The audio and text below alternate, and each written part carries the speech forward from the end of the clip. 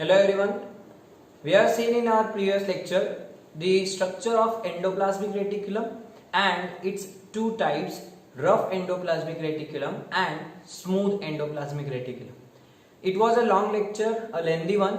Therefore, I have skipped the functions of endoplasmic reticulum. Let's now continue with the functions of the reticulum and the two different reticulums. हमने देखा था कि rough endoplasmic reticulum it has ribosomes over its surface but smooth endoplasmic reticulum lacks that ribosomes and hence it is without that ribosomes. It is a granular type of endoplasmic reticulum. आपको distinguish के form में मैंने दोनों के structures बता दिए थे. अब हम क्या करते हैं, पहले दोनों एंडोप्लाज्मिक रेटिकुलम का एक कलेक्टिव फंक्शन देखते हैं. This is the endoplasmic reticulum. आपको यही देख रहे थे अपन, इसका स्ट्रक्चर देखते, पहले स्ट्रक्चर देख चुके, अब इसके फंक्शंस देखते और उसके बाद दोनों के इंडिविजुअल फंक्शंस की रफ क्यों अलग है और स्मूथ क्यों अलग है, दोनों अलग अलग होके दोनों अलग अलग क्या काम करते हैं. So first of all, as you can see the common function of both endoplasmic reticulum, that is rough ER and smooth ER, RER and SER. I will simply call it as RER and SER. तो rough ER और smooth ER दोनों एक साथ क्या करते हैं, सो they are made up of cisternae tubules and vesicles, और उसके अंदर ऐसे मेम्ब्रेन्स के फोल्ड्स रहते हैं, न्यूक्लियस के आजू बाजू फोल्ड बाय फोल्ड, इस तरीके से वो एक कर्टन जैसा मल्टीपल फोल्डेड क्लॉथ जैसा स्ट्रक्चर तैयार हो गया रहता. So it acts as a spongy structure, it becomes a spongy structure and it therefore provides mechanical support to the cell. वो अंदर से सेल को मैकेनिकल सपोर्ट का काम करता है. जैसे हमारी बॉडी में internally we have skeleton, bony skeleton, at some areas we have cartilages that act as our internal mechanical support. Similarly, cell के अंदर भी ये थोड़ा सा एक mechanical support due to its membranous appearance, it provides mechanical support to the cell. Okay, first function is mechanical support. Then if you come to next one, it is simply it increase the surface area. मैंने पिछले lecture में बताया था, इस तरीके से folds रहते हैं वो, तो फोल्ड्स की वजह से क्या होता है, increases the surface area, area ज्यादा हो जाता है. एक स्ट्रेट लाइन इमेजिन करो और उसी जगह में इस तरीके से फोल्डेड लाइन इमेजिन करो उतनी जगह में, so you will have a greater surface area in folded region. Similarly these membranes, as you can see in diagram, so these membranes they also increase the surface area, and at that areas on that surfaces various enzymes can attach and that enzymes can do their metabolic reactions.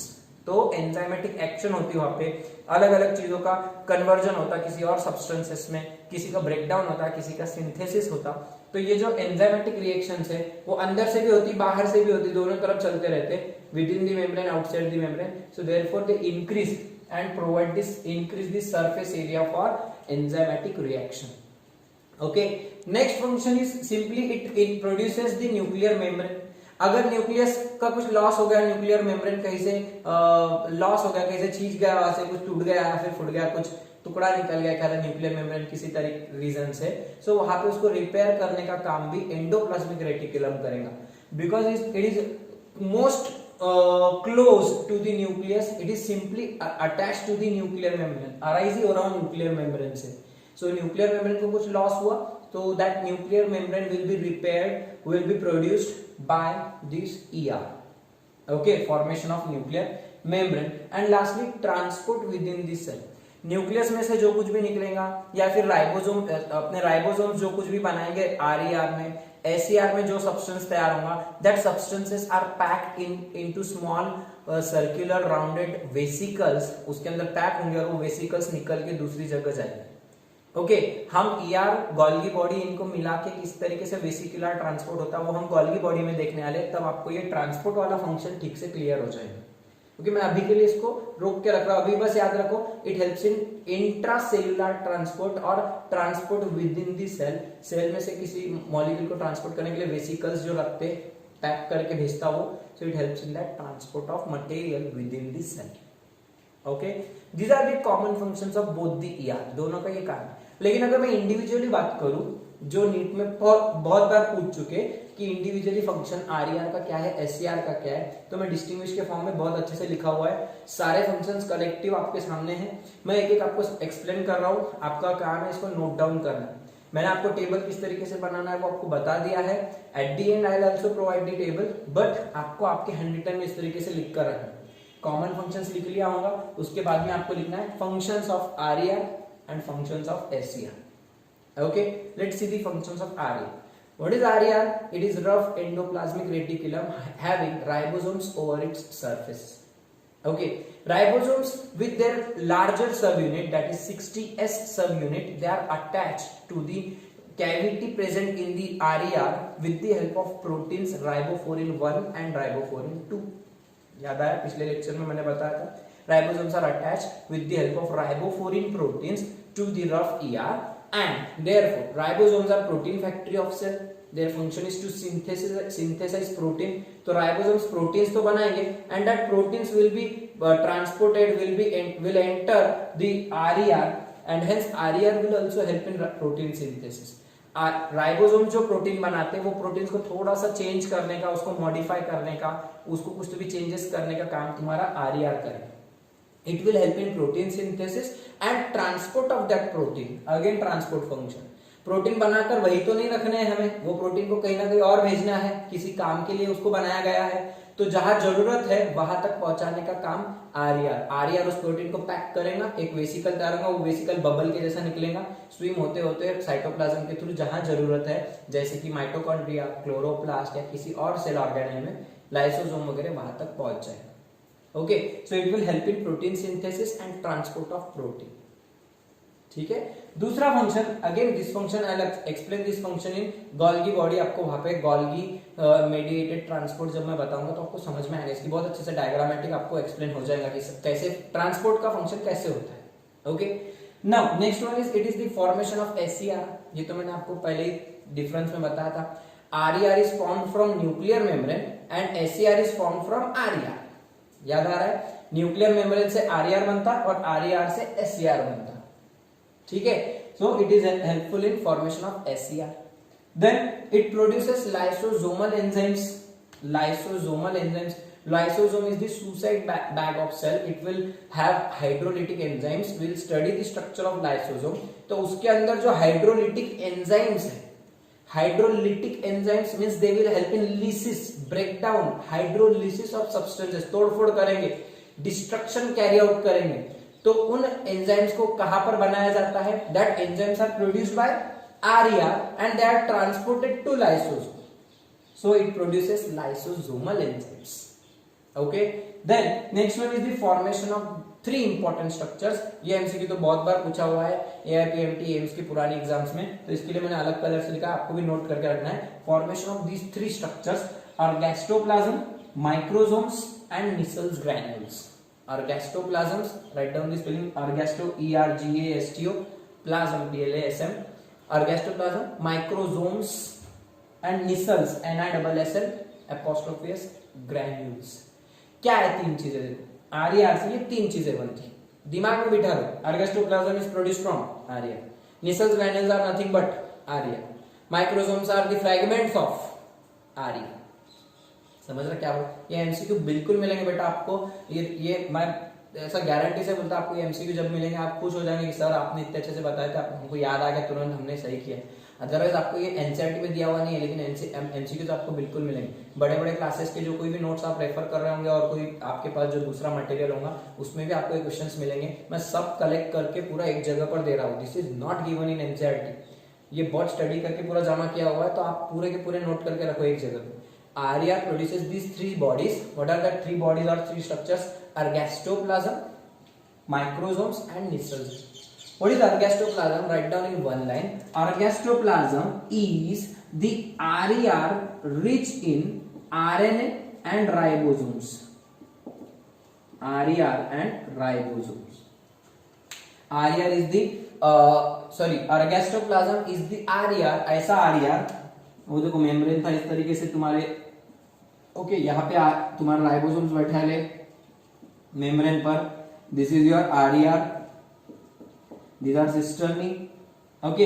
इसके अंदर RNA है और ribosomes. अब RNA कहां से आया? तो RNA itself is present in ribosomes. Ribosomes are the membraneless granular particles. We will study the structure of RER ribosome also in upcoming lecture. तो वो जो ribosomes है, they are made up of RNA and proteins. We have seen it in bacterial cell. So ribosomes are made up of RNA and protein.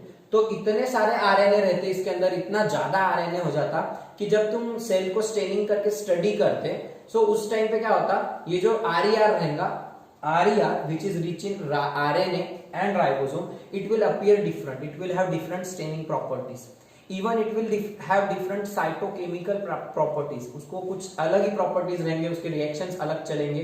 तो इसके लिए फिर क्या होगा, ये एक अलग प्रकार का एक स्ट्रक्चर तैयार हो जाता है। It is called ergastoplasm. Ergastoplasm is nothing but the RER rich in ribosomes and RNA. Write down in one line. Ergastoplasm is RER rich in RNA and ribosomes, having high content of RNA. RNA is coming from ribosomes because ribosome is made up of RNA and different proteins. Okay, so this is about ergastoplasm. कुछ है नहीं उसमें, RNA ज्यादा है इसके लिए उसका नाम रख देने का अर्गेस्टोप्लाज्म।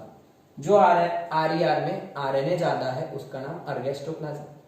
सिमिलरली इसके फ्रैगमेंट्स कर दो, ये टुकड़े टुकड़े कर दो छोटे छोटे, ऐसे सिस्टर्नी के पैक्स छोटे छोटे तैयार कर दो और उनके ऊपर राइबोसोम्स लगा दो, छोटे छोटे टुकड़े कर दो उसके फ्रैगमेंट्स।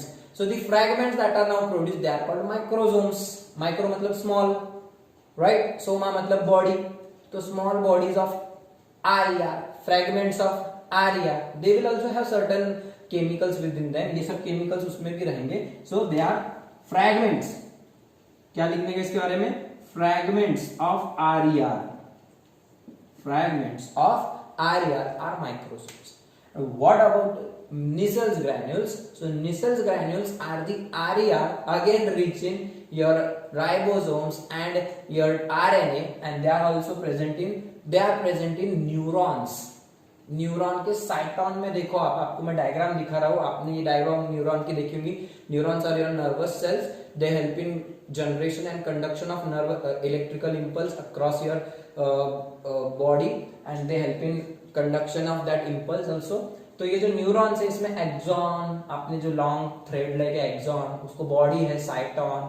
साइटोन के अंदर देखो डार्क ऐसे आपको स्पॉट्स दिख रहे सब ऐसे, तो they are the Nissl's granules, Nissel's granules. So Nissel's granules are nothing but the RER having rich, again they are instead of ergastoplasm उनको Nissel's granule बोले। ये सिर्फ साइटोन में रहते, न्यूरॉन के सिर्फ साइटोन में रहते, they are absent in axon. Nissel's granules are only found in cyton, body of neuron. They are not found in the filamentous axon, long thread like axon, उसमें नहीं।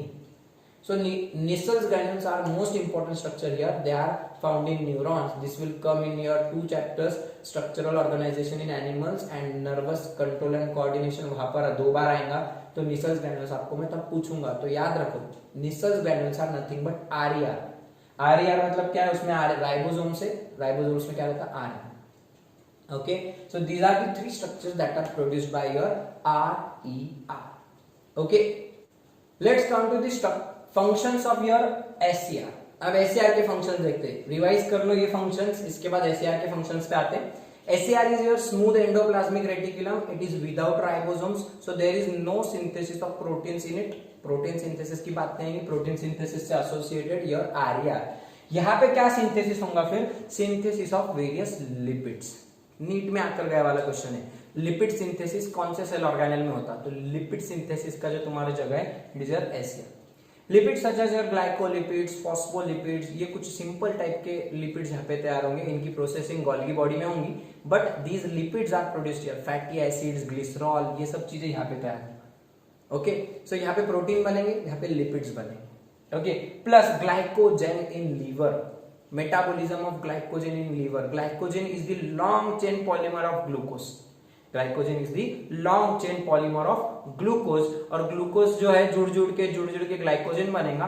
That glycogen is stored in your liver on your right side, so that liver cells, that is your hepatocytes. Liver cells का नाम क्या है, hepatocytes. हिपैटाइटिस नाम सुने आपने, तो हिपैटा मतलब liver, hepato means liver and cytes mean the cells, cytes means cell.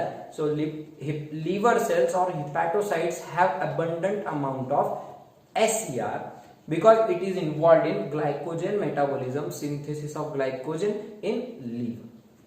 Okay, then steroid hormones are also produced by this SCR। बहुत इंपॉर्टेंट फंक्शन है, बहुत ज्यादा इंपॉर्टेंट है। स्टार करके रख लो उसको, मार्क अंडरलाइन तो करो लो, कर ही लो, या फिर अलग से भी लिख के रखे तो चलेगा। Synthesis of steroid hormones NCERT में भी दिया हुआ है।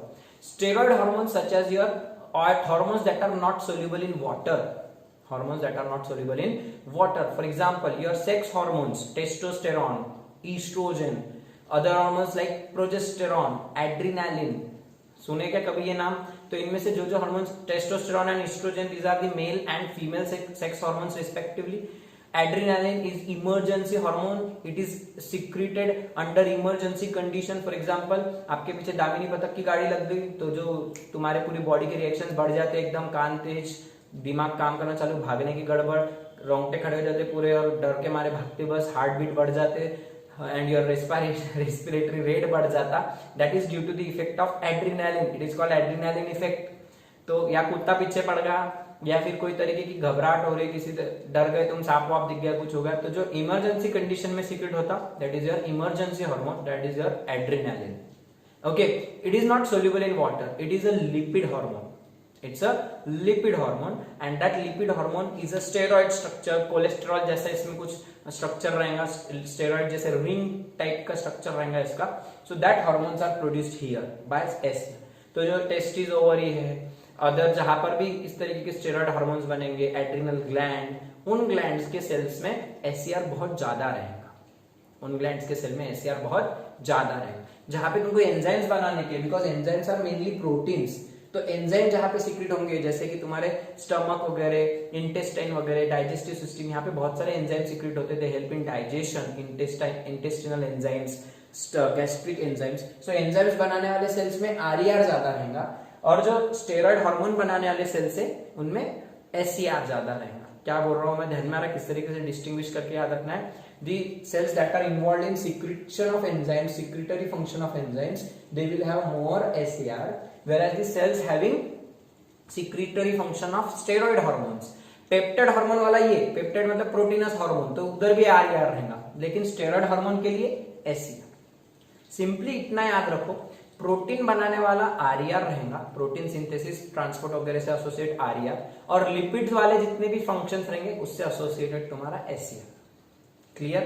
ये डिस्टिंग्विशन जिसने किया उसको हमेशा के लिए RER और SCR में फर्क ध्यान में रहता, यार एक प्रोटीन बना के देता, एक लिपिड बना के। Okay, next function, store house of calcium in muscle fibres. ये बहुत important, it is also important and this will also come in your chapter locomotion and movement, muscular tissue, वहां पर भी आएगा तुमको, तो वहां पे हम देखेंगे मसल फाइबर्स। तो मसल फाइबर्स की जो लॉन्ग फाइबर्स रहते हैं उसके अंदर SCR बहुत ज्यादा रहता, because it stores calcium ions. जब कॉन्ट्रैक्शन रिलैक्सेशन करने का था तो कैल्शियम बाहर आ जाते, अंदर चले जाते, ब्रिज बनता, ब्रिज ब्रेक होता, और मसल्स कॉन्ट्रैक्ट होंगे या रिलैक्स होंगे। Contraction will do this and relaxation will bring that muscle to the normal position. Okay, so contraction और रिलैक्सेशन के लिए कैल्शियम की इनवर्ड आउटवर्ड मूवमेंट होती विद इन द SCR और आउटसाइड द SCR। ओके, वहां पे उसको स्मूथ एंडोप्लाज्मिक रेटिकुलम के बदले सार्कोप्लाज्मिक रेटिकुलम बोलते हैं। कौन सा रेटिकुलम बोलते हैं? Sarcoplasmic reticulum. है तो रेटिकुलम ही, लेकिन sarcoplasm, sarcoplasm is the muscular fibre having muscular fibre, cytoplasm of muscular fibre. Sarcoplasm, Sarco word is associated with muscle fibre. Okay, तो मसल्स के लिए सार्कोप्लाज्मिक रेटिकुलम मतलब ही उसका एंडोप्लाज्मिक रेटिकुलम, उसमें भी कौन सा एंडोप्लाज्मिक रेटिकुलम? उसमें भी तुम्हारा smooth endoplasmic reticulum. It is the store house of calcium ions. Calcium ions will come in or outside the SCR during contraction and relaxation of muscle. When and how we'll see it in that chapter, but for now you should remember that SCR is involved in storage of calcium ions, okay, in muscle fibers. Next function is the most important one, detoxification. Detoxification, अब इसके अंदर जो lipids रहते हैं, lipids के साथ कुछ और साइटोक्रोम नाम के कुछ कंपाउंड्स रहते हैं। SCR, your cisternae of SCR, the tubules of SCR, they will have some cytochromes, cytochrome P450 नाम है केमिकल का, cytochrome P450 Okay, so this cytochrome is the, yes, it is iron rich protein and it is involved in it acts as electron carrier etc. वो बहुत सारे functions है, हमको उसके chemical properties में नहीं जाना है, but it will help in detoxification of various harmful substances such as drug detoxification, alcohol detoxification in liver. जब अल्कोहलिक पर्सन अल्कोहल कंज्यूम करता है, that alcohol goes to stomach and then it is absorb and it moves to liver. तो liver में वो ethanol जो रहेगा, ethyl alcohol is taken by that alcoholic person, so that ethyl alcohol is converted into, it is harmful, it will be converted into harmless substances. Harmful substance is converted into harmless substance, such as ethyl alcohol is converted into acetaldehyde. Ethyl alcohol is converted into acetaldehyde, and that conversion will require certain electron carrier, and that electron carriers will be your cytochrome P450. Write down, this will be again in MCQ कि कौन सा cytochrome रहता है SCR के साथ involved. This cytochrome P450, it helps in detoxification of that material, chemical conversions करता, वो harmful substances are converted into harmless substances. Okay, so that is known as detoxification activity of cells. Cells में भी कुछ कचरा जमा होता है, कुछ हार्मफुल केमिकल्स आ जाते हैं, एक आधे बैक्टीरिया ने कोई टॉक्सिन वगैरह रिलीज कर दिया, उसका भी डिस्ट्रक्शन का काम your SCR will do that.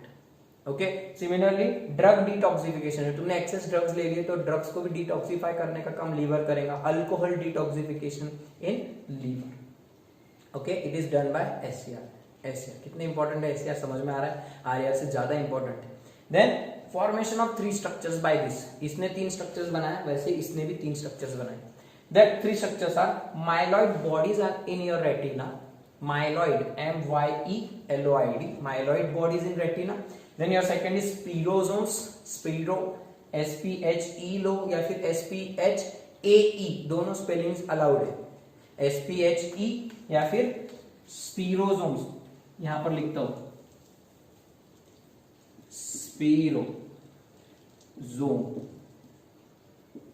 दोनों स्पेलिंग चलते. उसके बदले पहले ये यूज होती थी, now this is done used spirosomes. Okay, and third one is your glyoxysomes. अभी तो अपन माइक्रो बॉडीज में देखने ही वाले, स्पीरोसोम्स, ग्लाइऑक्सिसोम्स एंड माइक्रोसोम्स, ये तीनों को एक बार फिर से आएंगे अपना शॉर्ट डिस्कशन. बट अभी याद रखिए तो तब भी वही आने वाला है, कुछ नया नहीं आने वाला इसमें एडिशनल, बहुत शॉर्ट डिस्कशन है इनका. So let's see one by one. What is myeloid body?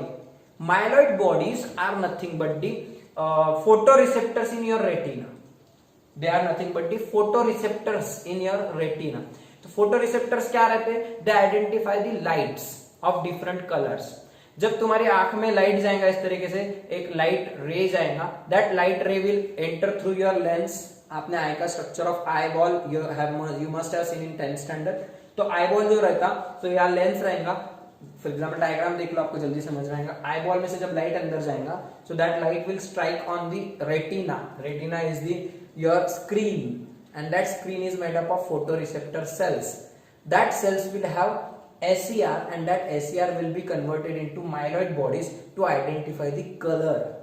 Okay, photoreceptor का काम करेंगे, वो लाइट को रिसीव करेंगे और उसको सेंड करेंगे up to your organ that will be involve in nerve तक जाएगा. आगे जो भी है वो बाद में का अपन देखेंगे, बट फोटोरिसेप्टर का काम that is done bye myeloid bodies.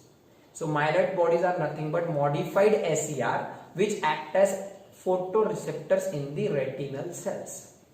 Myeloid bodies are nothing but the modified SCR which act as photoreceptor in retinal cells. Retina, cornea, then choroid, sclera. These are the layers of your eyeball. तो वहां पे ये तुम्हारे SCR present है. Then spirosomes, these are simply the sacs that will store fat.